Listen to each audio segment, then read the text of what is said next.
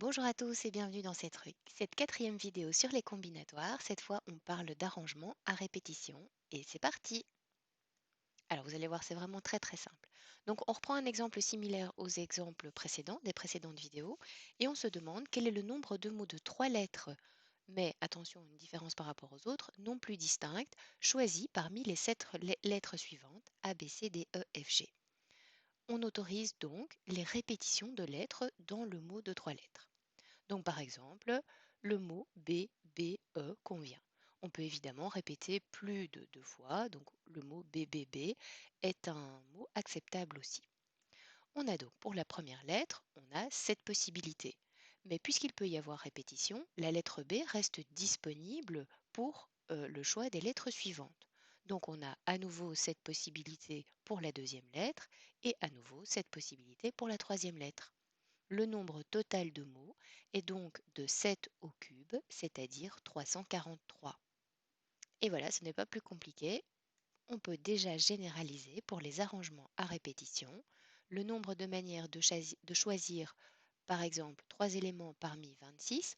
Donc, comme dans les vidéos précédentes, dans la colonne de droite, je donne un exemple avec des lettres.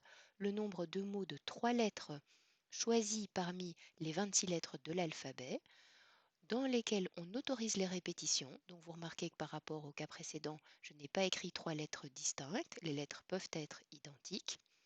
Donc par exemple, RTT est un mot autorisé en tenant compte de l'ordre, parce que évidemment il s'agit de mots ici, donc MER et ERM doivent être comptabilisés comme deux mots différents, est appelé le nombre d'arrangements à répétition de trois éléments choisis parmi 26, et ce nombre d'arrangements est noté avec la lettre grand B.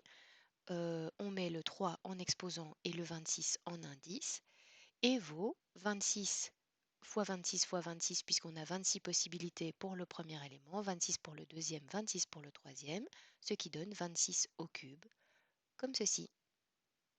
Et si on généralise de 3 à p éléments et de 26 à n éléments, une liste de p éléments choisis parmi n, dans laquelle les répétitions sont autorisées et l'ordre est significatif, est appelée un arrangement à répétition de p éléments choisis parmi n, et ce nombre, le nombre de ces arrangements, est BPN, qui se calcule de la manière suivante, c'est n exposant p. Remarquez que par rapport à l'arrangement simple, souvenez-vous, on avait n fois n-1, etc., de manière à ce qu'il y ait p facteur, mais ici c'est n fois lui-même, de manière à ce qu'il y ait p facteur également. Une grande différence par rapport aux arrangements simples, dans ce cas-ci, p peut être supérieur à n, étant donné qu'il peut y avoir des répétitions. Donc à partir de deux lettres, par exemple, je peux très bien former un mot de 10 lettres puisque je peux utiliser chacune des lettres autant de fois que je le souhaite. Et c'est déjà fini, les arrangements à répétition n'ont plus de secret pour vous. J'espère que cette vidéo vous a été utile, et à très bientôt.